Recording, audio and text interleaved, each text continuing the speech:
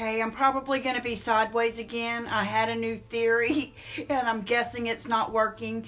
I went live today on the actual Facebook page, and if you have a Facebook business, you know there's a Pages app and there's a Facebook app, and I've been using the Pages app because that's what we're supposed to do, and at that time you were supposed to do horizontal, which showed up vertical.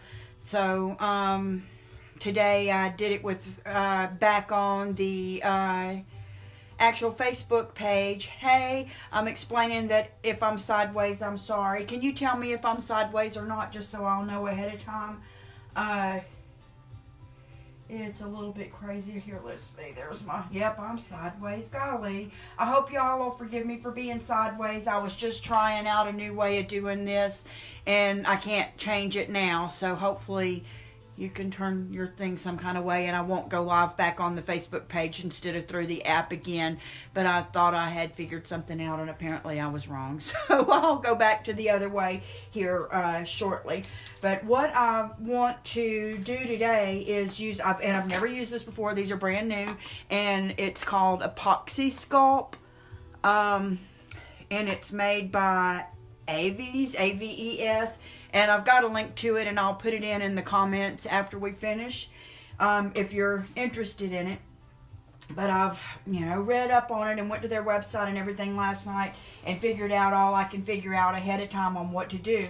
But I'm going to use this, it's called Antoinette. It's an IOD mold, and I have y'all a link for this if you're interested as well, which saddens me a little bit because it's like $12 and something with free shipping on Amazon. And here you can see I get these directly.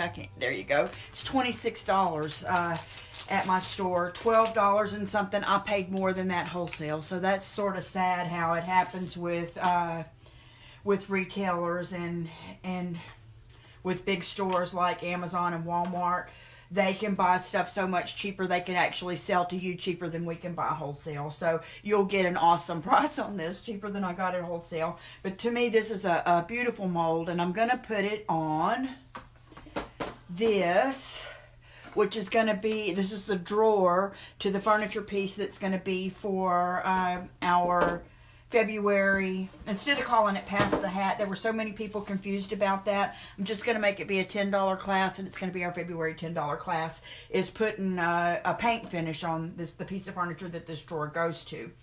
And but what I want to try, and what I could find nowhere on the Apoxie Sculpt site or any place else last night, is they say this stuff, once you work it and you're ready with it, it's very adhesive, and when you put it on something, it sticks like glue. So I'm going to try to get it all mashed down in here and turn it over and put it on my drawer right now, because it has to, you can work with it from 1 to 3 hours.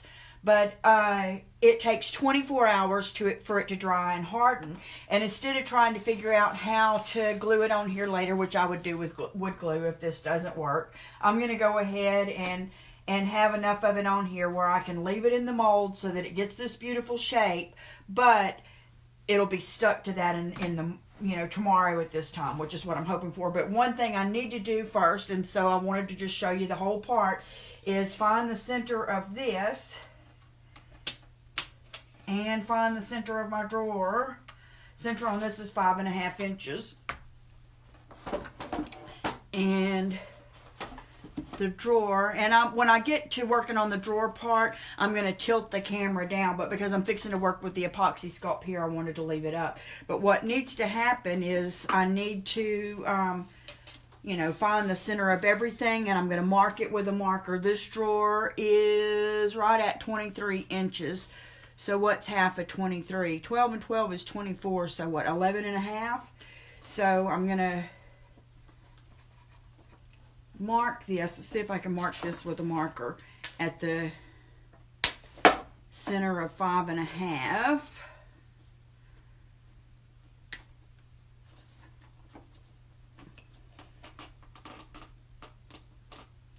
So that when I do put it on here upside down later, I'm going to definitely get it in the center. Okay, so what did we say here? It was 23 and half. 23 was 11 and a half. Was that good math? So this marker's not going to show through later because we're going to be painting it anyways. So let me hold this up and I'll show you what just transpired. But I figured there would be less camera moving and all that if I do this part now, and I just wanted I wanted to remember to share that part with you. So I've marked a mark right in the center of the top of my drawer, and I've marked a mark right in the center of the top of the mold. So I will match these up later, and my mold will be in the center of my drawer whenever I put it there. It probably needs to be centered top to bottom as well. And the mold is 4 1/4 inches, and the drawer through the center is 5 inches. So that means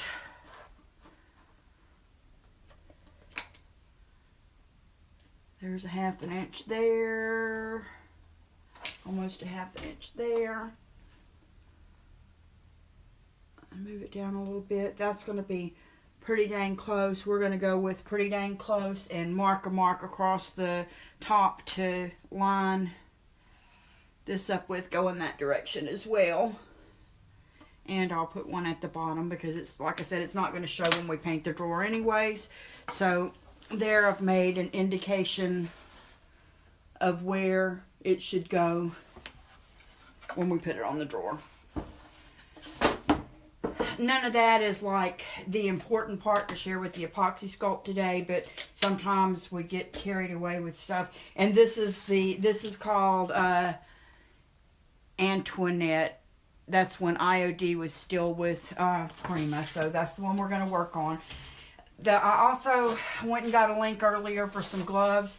These are not the right gloves, but these are all I had right here at home. My blue gloves are at work.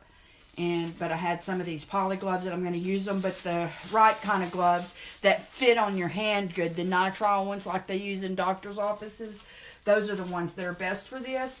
But they really say to wear the gloves through the beginning part. We will, I guess I could have done that measuring in a minute, but you open both of these, and one of them is, I got this in natural color, and whatever that kind of means. And well, I was just fixing to lie to you there, because when I went to the epoxy people's website last night to research everything, they said these two things are in different colors. One's white and one's gray, so you could tell the difference, and they both look gray to me, but this one's a little lighter.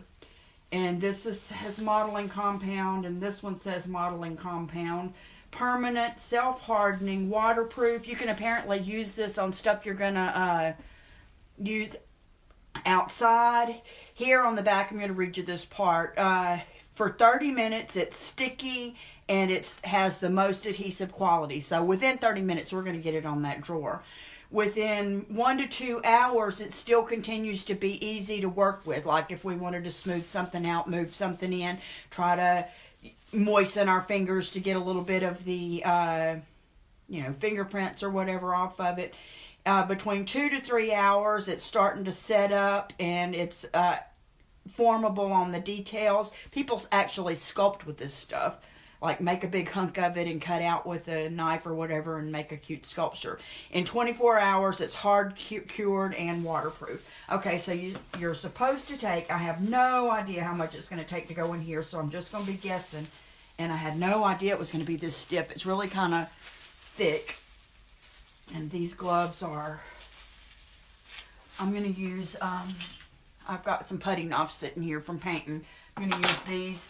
And one thing also it did say on there is whatever you use to, scrape a hunk out of one jar, don't use it to scrape a hunk out of the other jar, because you wouldn't want to leave any residue of it in there.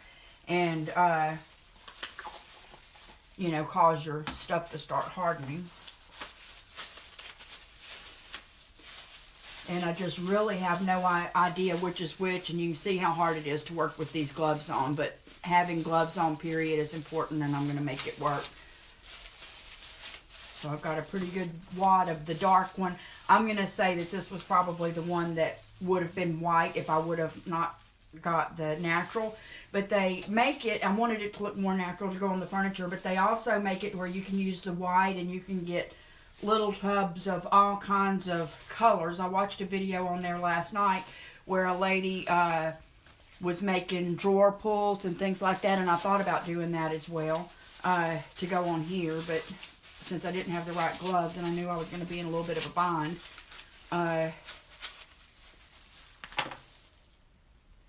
this one's a little bit bigger. I'm going to take a little bit out.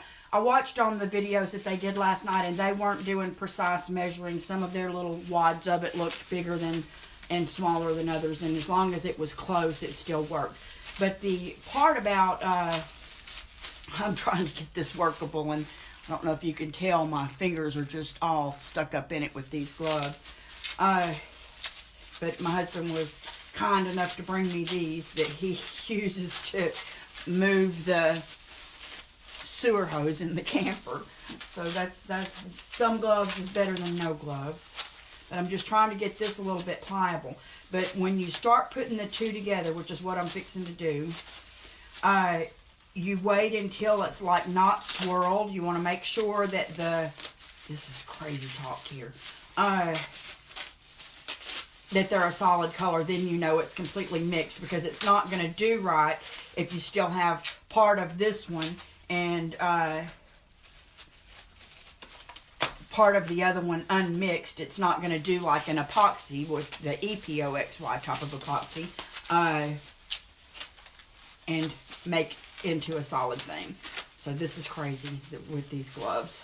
I should have tested that out ahead of time, but I'm going to do my best. So this is what will happen to you if you don't get the right gloves. I'm just hoping it doesn't pull a piece of this off in there.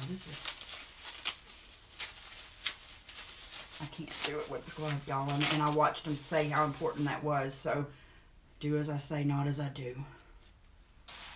Those other gloves, the nitrile gloves, we use those at work, and I normally have the blue ones you see me use a lot. I normally have a wad of those here, and I just don't know where they're at. That's what happens when you have two studios. Half of the stuff is at one and half of the stuff at another. But I'm just doing like you would if you were like making bread and you're trying to fold one end into the other to get it mixed up. But see, it is, without using the gloves, it is coming off on my hands there, and it is going to probably start drying on there in a minute. That's the part where it's important to use the gloves, but that was near impossible for me. And I would not do it again without having the right gloves. I would wait. But I was so excited to do this today, and I really wanted to start getting a finish on the piece of furniture that I'm doing. I've shown pictures of that one before. This has been around for a while. When we first opened the artisan market, I bought that piece of furniture from somebody. And I have it down in the living room, the rest of it, other than this drawer right now. And it had old latex paint on it that didn't stick well. And we did a couple of videos about, I think it was called, you could look on my YouTube channel or whatever, or back on Facebook. It's called When Good Paint Goes Bad. And man, we have fiddled with this thing for months. I finally gave it up to him to sand off, and it's got a little bit of a rough texture. So whatever finish that I'm teaching next month to go on there is going to be something that helps you hide a little bit of a rough texture to where I don't know what he was doing. It was like he was jobbing little golf ball holes in some of this when he was sanding it. But so I'm going to put a little bit of a textured surface on there, and that's something that's good to know, you know, sometimes too. And I got a whole bunch of this stuff.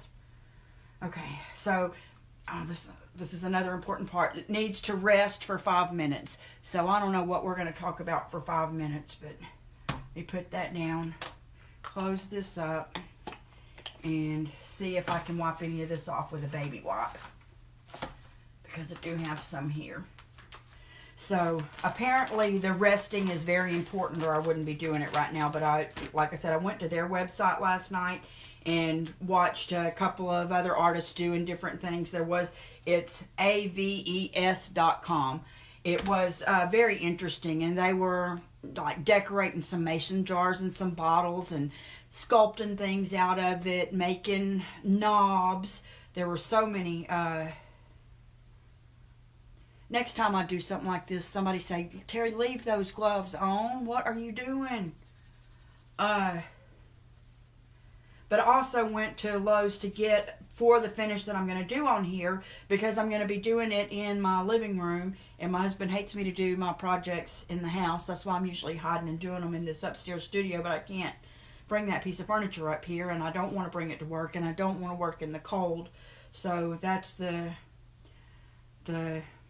last choice is I'm going to have to do it in here, and since it's going to be distressed and it's going to be a type of finish that's, you know, chunky and uses a lot of stuff, I'm like, I can't bring my sander in there. You know what I mean? I can find a compromise and put a drop cloth behind the sofa, keep the thing out of the way, tote my light and my camera stuff up and down the stairs, but I can't get sawdust all over our actual house. I mean, that would be pushing it a little far there. Even I don't want to dust after that. So I went and got these things this morning. So this will be something that we're learning in the February class too, is rather than using sandpaper, which I usually, you know, I have the random orbital sander, I have what they call a mouse, a little pointy triangular sander, and then I have what they call a sheet sander, which I like to use, and if I had this at work I would probably use that. And then a lot of times I just use the little pieces of sandpaper, and man, can anybody tell me when 5 minutes is up? I forgot to look. Anyway, I use those a lot, and they have the bags that are supposed to, you know, grab the sawdust and all that stuff, but I'm just not wanting to take those chances of him saying, all right now, I told you not to be doing projects in the living room. So anyway, I'm going to use, rather than, and usually I'll just use a piece of that sandpaper, but instead of using that, this month we're going to use these Scotch-Brite things. And if you look at these, this one is the green one. We use these all the time in the kitchen, like to scrub pots and pans and stuff with, and I always cut them in half. We usually buy a great big box at Sam's, and they're like twice this size, maybe even 3 times this size, and we cut them up. These were smaller ones I got them at Lowe's this morning, but I'll take this and cut this in half. And this one is probably like maybe an 80 grit sandpaper, which is pretty rough. That'll do for that. And then these are called non-scratch. They're relatively soft. I'm going to guess this is going to be somewhere between like a 120 grit or whatever sandpaper. And this is going to be the one that I lightly sand to get it ready to get, like, to distress around the edges, but to get between the coats, a top coat and all that. You know how you have to lightly sand in between? That's what I'll use these soft ones for. And I thought these were pretty cool, and I didn't even look at the thing to see how much they cost. They didn't have a sign under it. But they had a whole new line of 3M Sandblaster Pro dust channeling, clog resistant, ultra flexible sanding things. 2 came in this package instead of 1. All the rest of the packages came with 1. It was thicker than this and smaller than this at the regular, like, sanding thing size, sanding block size. But here's the problem I can tell you that I have so far, is one of these is an 80 grit. That's going to be the one that I use to distress, and the other is the 120. That's going to be, you know, a lighter one to try to get to maybe go through that top color and still see a little bit of the next color and the next color underneath, because we're going to be layering colors. So this is good for that, and I'll probably cut these in half too, so that I'll easily be able to work them with my hand. But you see that 2 of these just came in this package. It shows that the 80 is green and the 120 is blue, but there ain't a dang thing on either one of these that tells me which is which. So I thought it was pretty cool, because mine clog up pretty quickly.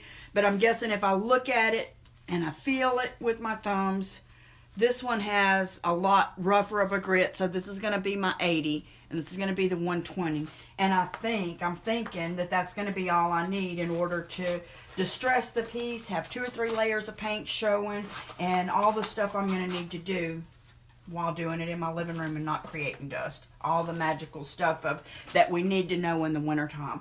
You know, we're lucky down here in Louisiana. It's cold outside to me today, but it's probably 40 something. There's people, it's snowing and they're freezing to death, and these women are trying to work in their garages and have their painted here and have everything work right, and they're wearing toboggans and coats and stuff. Yeah, I don't even know how y'all move, if any of you are watching today who are living like that, because I can't stand the cold. I have a thyroid issue, so my temperature is usually about 96, where others is 98, so I get cold pretty easy.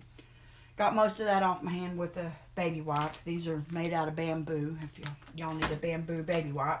But I think I've talked about 5 minutes, and that this is going to be ready to put in the mold.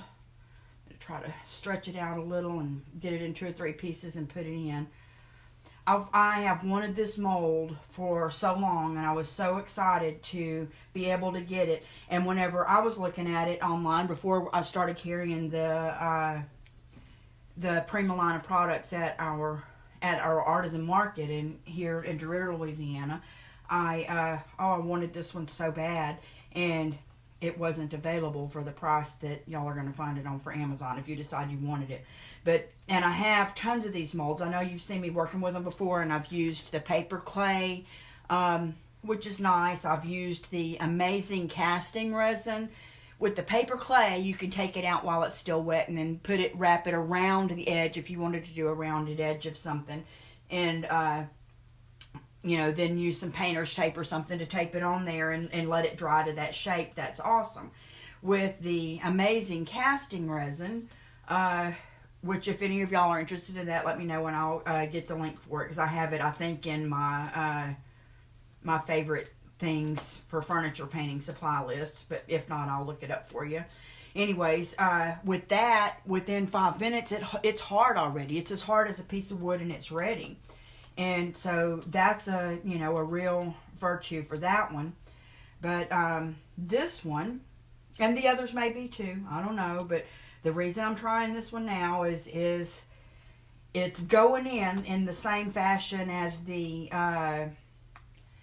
paper clay does, and I've got a couple of bad batches of paper clay over time from different companies, and not had it work as good as I wanted it to, but I like being able to push this into all these edges with my fingers. So that's why I wanted to have this kind of product. But this is, I'm going to be able to sand it to roughen it up or smooth it out and put, all kinds of, any kind of layer of paint or distressing all the layers. Once I get it on this drawer, I'm going to be able to do everything to it as if it was a piece of wood. And I could, put it on something outside, and it's, not going to melt away or ruin in the rain or the weather, the cold or the wet and all that. So I just kind of thought that it was like working with Play-Doh, and it was something else I wanted to learn to do. And I was thinking that maybe some of y'all would want to learn to do it too. So I'm like, that's something I'm going to share.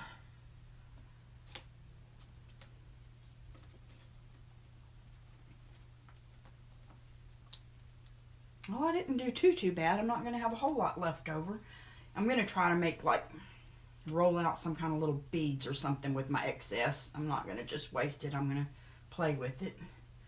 But, like I said, you supposedly have about 3 hours to continue to play with it.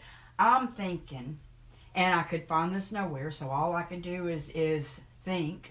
I'm thinking I could probably, and I'll check in just a minute, I could probably release this from this mold, and that was something that they discussed last night as well, is you don't need a mold release or anything like that. It does just come out.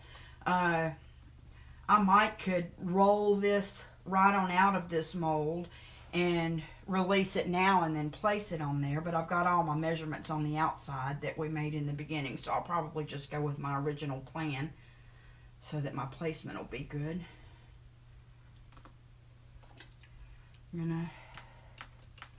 This is not one of the ones that I used in the beginning. This is another new one. And I wish we could go from completely beginning to end on this and let me show you the dried piece, but it, you know, it's not the way that it works.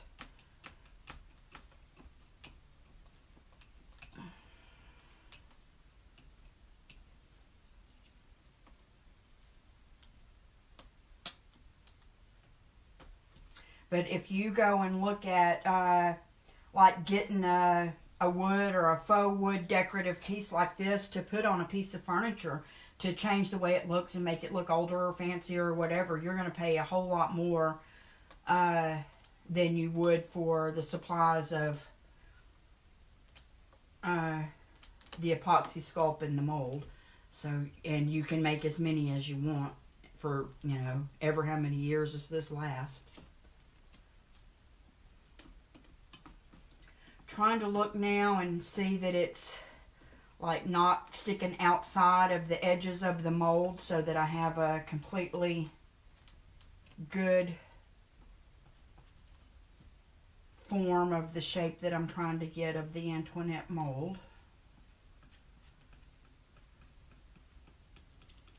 You could do this with a butter knife. You could do just with your fingers, however you want to do it.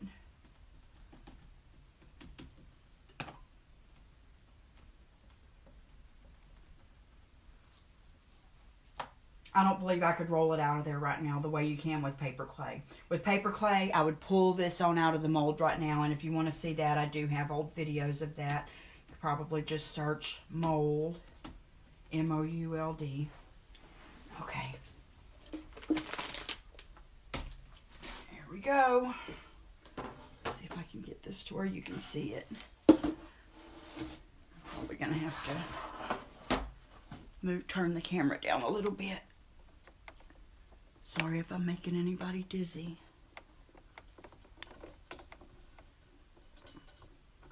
Oh, hey. Okay. See if I can just do it with the camera part. Hey, maybe. Maybe not.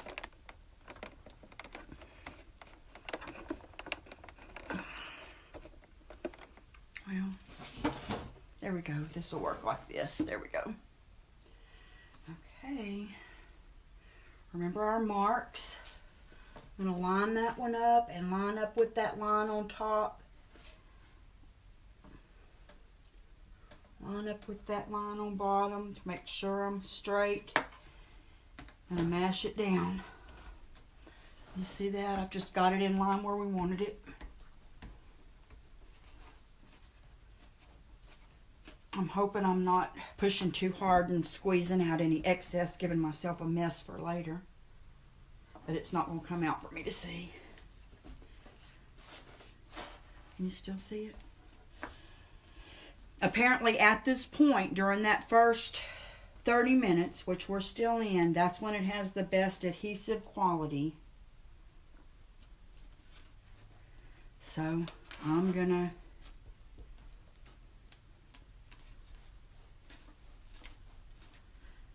leave it just like that, and I'm going to sit something heavy on top of it. Don't see anything right here, but I'm going to go get a couple of books or something and put this down on the floor face up like this, put a couple of books on it to weigh this down so that the adhesive qualities of it will stick to this drawer front, and then when it dries, which is 24 hours, I'm going to peel it off and have a perfectly placed piece. And I'll post a picture on here afterward for y'all to see what it looks like. So thanks for joining me. If you've had any questions, I haven't seen any comments, just let me know, and thanks for sharing it with me. Bye.